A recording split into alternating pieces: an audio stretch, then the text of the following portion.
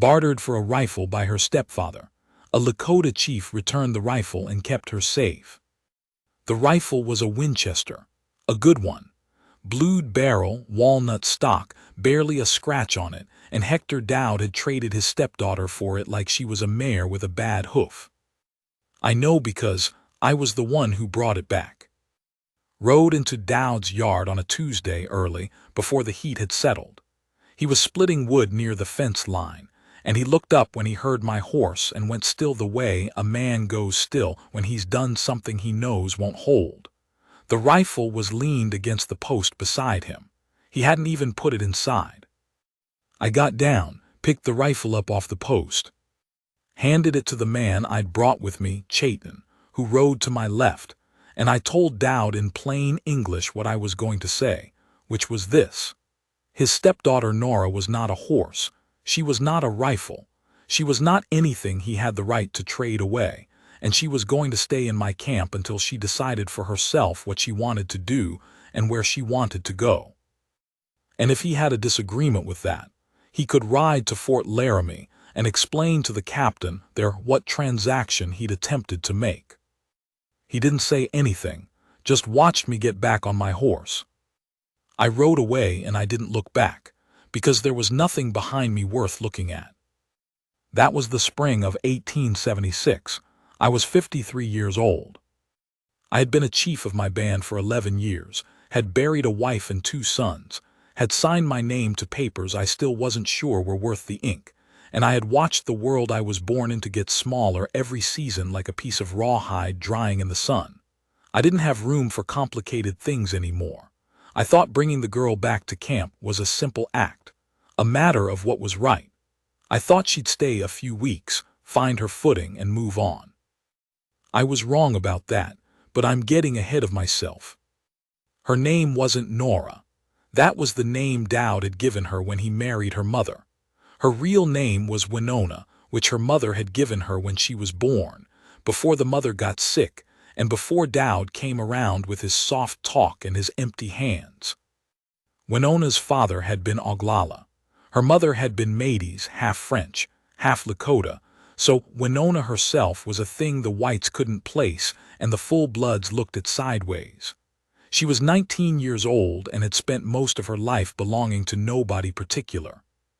She was sitting outside my lodge when I got back. One of the women, Tassila, who'd been widowed 2 years before and ran things in the camp with a quiet efficiency I depended on, had given her a blanket and a bowl of something hot, and Winona was sitting with the bowl in both hands, not eating, just holding the warmth. I got down from my horse and she looked up at me. She had her mother's eyes, which were dark and set wide, and she had the flat, assessing look of someone who had learned early not to show surprise. She said, in Lakota that was a little rough at the edges but workable, "He'll come back." I said, "Let him." She looked at me for a moment longer, then she went back to her bowl. That was our first conversation, 44 words between us, roughly. I went inside and didn't think much more about it. Dowd didn't come back, not then.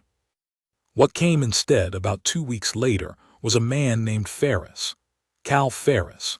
He was the one Dowd had made the trade for, a cattle buyer from Nebraska who operated out of a ranch down near the Platte and had a reputation for getting what he wanted one way or another. He rode into camp with 2 men behind him and asked to speak to the chief, and someone brought him to me.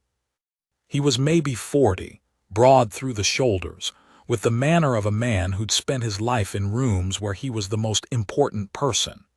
He took off his hat when he spoke to me, which I noted, because it was the kind of politeness that men use when they want something and think courtesy is a key.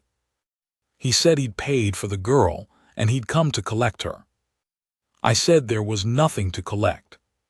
He said Dowd had made a contract and he had witnesses. I said I didn't care about contracts made over things that couldn't be contracted.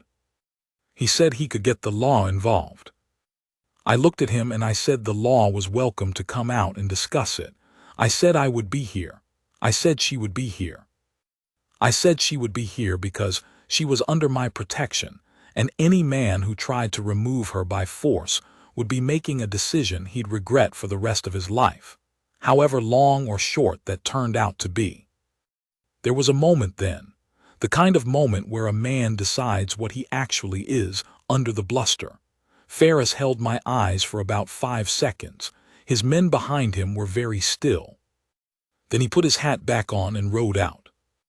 One of my younger men, a hothead named Tatanka Waste, said afterward that I should have put an arrow through Ferris just to make a point.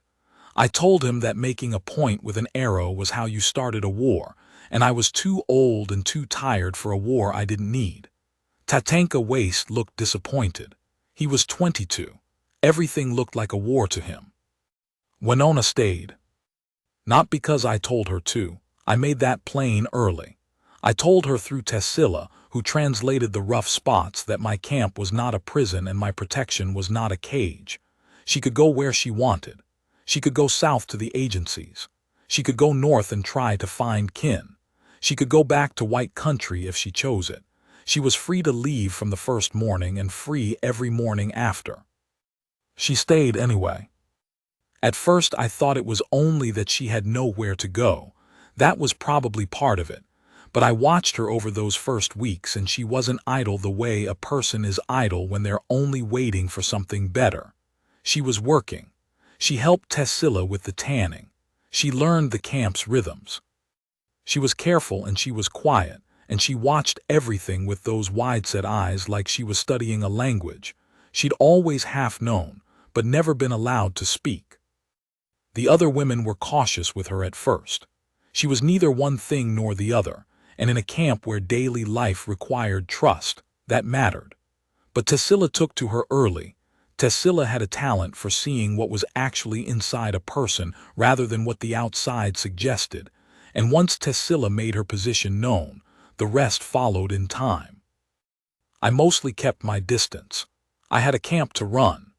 I had the ongoing misery of dealing with the agency men and the Indian Bureau, which consumed more of my time than anything else, and which I hated with a thoroughness I reserved for very few things. I had hunters to send out and disputes to settle, and old men who needed counsel and young men who needed the same counsel louder. Winona was a presence at the edge of my days. I noticed her the way you notice weather. But she had a mind on her, that I'll say. We had a man in camp, an older Lakota called Iktomi, not his real name, a nickname after the spider because he had a way of sitting in the middle of conversations and catching things, who liked to argue, not in a destructive way. He just wanted to turn ideas over and see what was on the other side. He'd do it with anyone who'd engage. Most people learned to walk past him. Winona didn't walk past him. I came out of my lodge one evening, and the two of them were going at it, Iktomi and Lakota, Winona switching back and forth between Lakota and English mid-sentence, about whether the treaties meant anything at all or whether they were just something the whites used to justify what they were going to do anyway. Iktomi was taking the position that the treaties were a kind of slow poison, that signing them was agreeing to your own diminishment. Winona was arguing that even a bad agreement was better than no agreement, because at least a bad agreement created obligations that could be pointed at. It wasn't a new argument, but she was making it in a way I hadn't heard it made before, with a specificity that surprised me. She knew the texts. She'd been to a missionary school for 3 years before Dowd pulled her out, and whatever else those years had given her, they'd given her that. I stood and listened for a while without either of them noticing. When I went back inside, I sat with it for a while. The trouble with Ferris didn't end when he rode out. I'd known it wouldn't. Men like that don't take no for an answer, they just go find a longer lever. The longer lever, it turned out, was a territorial marshal named Cutler. Came out in late July with a deputy and a piece of paper that cited some vague authority I didn't recognize. Cutler was a reasonable man, as those men went. He wasn't looking for a fight. He was looking for a way to satisfy Ferris without starting something he'd have to answer for later. He sat in my lodge and drank the coffee Tassila brought, and told me the situation as he saw it. He said there was a complaint filed. He said the complaint alleged that a woman named Nora Dowd was being held in my camp against her will. He said he needed to speak with her and verify she was here freely. I said that was fine. I said she was here freely. I said he could speak with her as long as she wished to be spoken with. Cutler looked slightly surprised by that. He'd expected resistance. I had someone bring Winona to the lodge. She came in and sat down and looked at Cutler the way she looked at everything, level and assessing, and Cutler asked her, in the way of a man trying to be careful, whether she was there of her own choosing. She said yes. He asked if anyone was preventing her from leaving. She said no.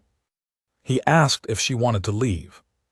She was quiet for a moment, not the quiet of someone thinking up a story, the quiet of someone deciding how honest they wanted to be with a stranger. She said, "Where would I go, Marshal?" Cutler had no answer for that. He finished his coffee and took his deputy and his piece of paper and rode back south. I didn't hear from Ferris again. I don't know if Cutler convinced him or if Ferris just decided the trouble outweighed the prize. Either way, he was done. Summer passed, then fall. By the time the first real cold came down off the hills, Winona had been in camp for almost 5 months, and the thing I'd told myself was temporary had stopped feeling temporary, and I'd stopped telling myself much about it at all. She was there. The camp had shaped itself around her presence the way a river shapes itself around a new rock. Tassila treated her like something between a daughter and a capable woman she was glad to have around, which from Tassila was about the highest regard she offered anyone. I found myself telling her things, not personal things, not at first, but I'd come back from a meeting with the agency men furious and worn down, and she'd be sitting near the fire working on something, and I'd sit down and start talking and she'd listen. She was a good listener. She didn't try to fix things or offer comfort or say what she thought I wanted to hear. She just followed along, asked questions sometimes, sharp ones, the kind that made me think rather than the kind that were really just agreement wearing a question mark. I told her about a surveyor from the Bureau who'd come out that September to reassess the reservation boundaries, about how I'd stood there watching him measure out land that had been my father's country and his father's country before that, and how I'd kept my face still, and my voice, even because losing my temper would only give them something to write down and use. I told her how I'd come home that evening and sat alone for a long time. She listened to all of it. When I was done, she said, "You held it." I said yes. She said that cost something. I looked at her. It was the truest thing anyone had said to me in a while, not comforting, just true. I said, "It does." We sat with the fire for a while after that, not talking. The cold was coming in under the door flap, and the camp was settling into the sounds it made at night, dogs and horses, and the low talk of men not ready to sleep. I wasn't thinking about the surveyor anymore. I was thinking about how long it had been since I'd had someone near me who could sit in silence without filling it up. I should say something about what I was not, so there's no confusion. I was not a young man with a young man's wants. I was past that, or I'd told myself I was. I'd had a wife, Chask's mother, who'd been dead 9 years, and the grief of that had done what grief does, dulled down to something you could carry, part of the weight of being who you were. I had not thought about a woman as anything other than someone I was responsible for since she died. I was a chief. I had obligations that ran in every direction. I had young men who needed steadying and old men who needed honoring, and 100 small things that held the band together. I did not have room in that life for something complicated. Except, there was a morning in late October. Ice had come overnight, just a skim of it on the water bucket, and the sky was the color of iron. I was up before most of the camp, the way I usually was, and I came around the side of my lodge and Winona was there, standing very still, looking out at the hills. She heard me and turned. Her breath was showing in the cold air. She said, without particular weight, I used to think that if I could just get somewhere on my own terms, everything would settle. I said, has it? She thought about it some. I said, what hasn't? She looked at the hills again. I don't know what I'm supposed to be. She paused. I'm not white enough for them and not enough the other thing for. She stopped, made a small gesture toward the camp. I said, I know what you are. She looked at me then. I said, you're the woman who argued land treaties with Iktomi for 2 hours on a Tuesday evening and made him work for it. You're the woman who learned how to tan hides in 6 weeks because you decided you were going to. You're the woman who told a federal marshal the truth when it would have been easier to say what he wanted to hear. I stopped. That's enough to be. She held my eyes for a long time. The light was coming up behind the hills, slow and flat, the way it comes in fall. She had frost in her hair from standing out in it. I reached out and brushed it away, just that, just a plain thing, and her hand came up and held my wrist for a moment. Not holding me back, just holding. I stood there with her hand on my wrist, and the camp quiet around us, and the hills going gold at the edge. And I knew something had shifted in me that I hadn't asked to shift and wouldn't have thought to ask for. I didn't say anything more. She let go. We went separately about the morning. But I knew. I didn't act on it for another 2 months. That is the kind of man I am. I turn things over. I look at them from every side. I ask whether what I want is actually what I want or whether it's only what I'm lonely enough to tell myself I want. It's a habit that has served me well in most things. In this particular thing, it mainly just made those 2 months longer than they needed to be. What ended the 2 months was Tassila. She came to me in December, direct as she always was, sat down, and told me without preamble that I was being an old fool. She said Winona was not going to announce herself, that she had too much pride for that, and that she was also not going to wait forever, that she had too much sense for that. She said the woman had remade her entire life inside of 7 months and was doing it with her head up, and if I couldn't see what was in front of me, then my eyes were no good anymore. Then she got up and went back to whatever she'd been doing. I sat with that for about an hour, then I went and found Winona. She was outside mending something, a piece of harness leather, working by the gray winter light. She looked up when she heard me coming. I stood there for a moment. Then I said, I want you to stay. She set the harness down on her knee. I said, not because my camp is safer than anywhere else or because you have nowhere else to go. I want you to stay because I'd like you here, because the days are different with you in them, because I'm a better considered man when I have someone nearby who tells me the truth and doesn't manage me. I stopped. I'm not a young man. I'm not an easy life. But I know how to provide for the people in my care, and I know how to stand between them and what comes at them. And I would do that for you for the rest of my life if you were willing. She was looking at me with the level look she used when she was deciding how honest to be. Then she said, I've been waiting for you to say that since October. I said, I know. I'm sorry. She stood up.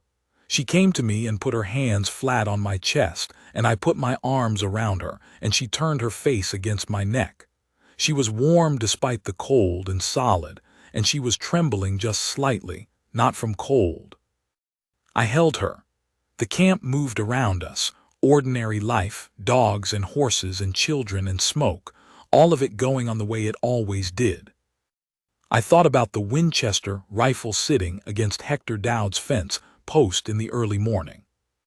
I thought about how I'd picked it up without any particular feeling except that it was the right thing to do, the only thing a man of any account could do, and how I had not for a moment imagined that the act of returning a rifle would put me here, in the December cold, with this woman's face against my neck, and the weight of her in my arms, and something in me that had been shut for a long time standing open.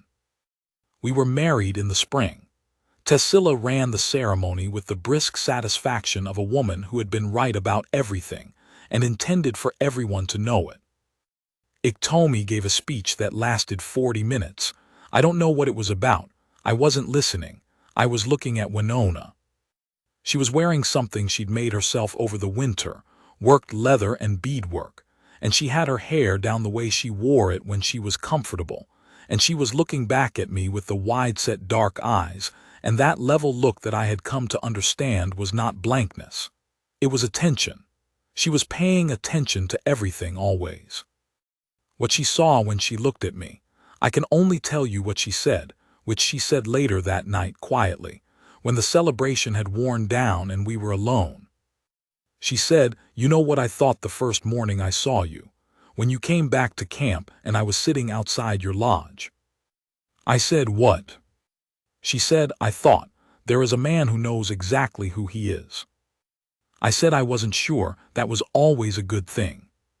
She said, "It's the only good thing. Most men spend their whole lives not knowing. You always knew. That's why you could give me a place to stand without having to take anything away from yourself." I thought about that for a while. Outside, the camp was quiet under the stars, the fire down to coals, the horses shifting in the dark. I said, "You gave me something back." She asked what. I said, "The feeling that what I am is enough." She didn't say anything. She reached over and took my hand and held it. Outside somewhere, a horse stamped once against the ground and a child laughed in a dream, and the stars were where they'd always been. I am an old man now telling you this. My hair has gone white and my knees are bad, and the world I was born into is smaller than it has ever been. I have watched things diminish that should not have been allowed to diminish, and I have been unable to stop most of it. But I kept what I could keep. Winona is still here.